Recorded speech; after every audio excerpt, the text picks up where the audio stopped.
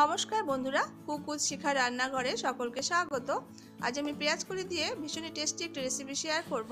তার জন্য আমি এখানে 250 গ্রাম মতো পেঁয়াজকলি নিয়ে নিয়েছি। তারপর আমি পেঁয়াজকলিগুলোকে কেটে নেব।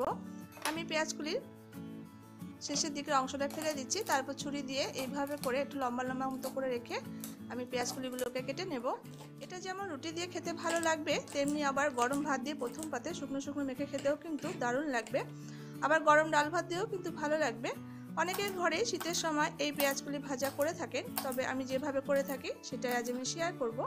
আমি পেঁয়াজকলিগুলো সব কেটে নিয়েছি, আর আমি এখানে দুটো বড় সাইজের আলুকে এভাবে ছোটো ছোটো করে কুচি করে নিয়েছি। এরপর আমি একটা কড়াইতে 1 টেবিল স্পুন মতো সরষের তেল দিয়ে দিলাম।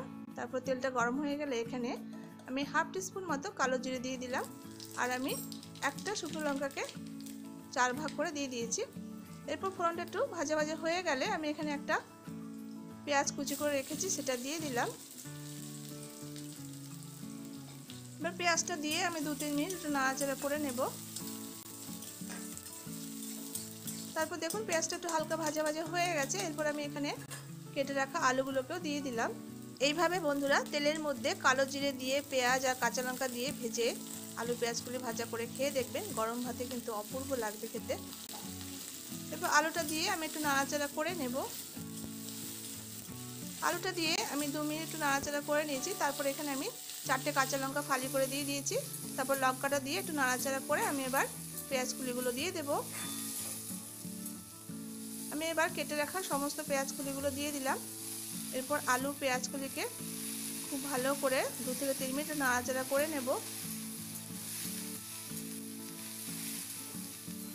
এরপর আমি এখানে টেস্ট হিসাবে লবণটা দিয়ে দিলাম, আর আমি হাফ টিস্পুন মতো হলুদের গুঁড়ো দিয়ে দিয়েছি।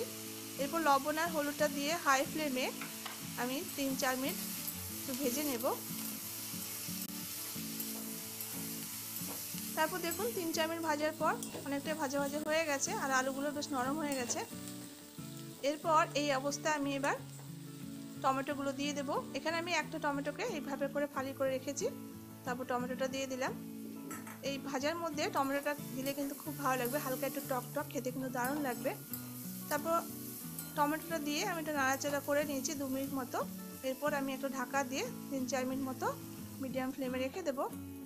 তারপর 3-4 মিনিট বাদে আমি এবার ফিরে এলাম। আমি এবার দেখে নেব টমেটোগুলো অনেকটাই সফট হয়ে গেছে। এবার এটাকে হাই ফ্লেমে 3-4 মিনিট নাড়াচাড়া করে আমি একটু আলু আর পেঁয়াজকলিটা একটু ভাজা ভাজা করে নেব। এরপর আমি এখানে 2 চামচ মতো পোস্ত দিয়ে দিলাম।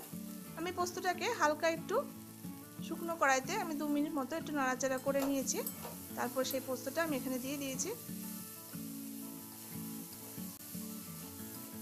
এরপর পোস্তটা দিয়ে 2 মিনিট একটু নাড়াচাড়া করে একটু ভেজে নিয়েছি। আমার তৈরি হয়ে গেছে পোস্ত দিয়ে আলু পেঁয়াজগুলি ভাজা।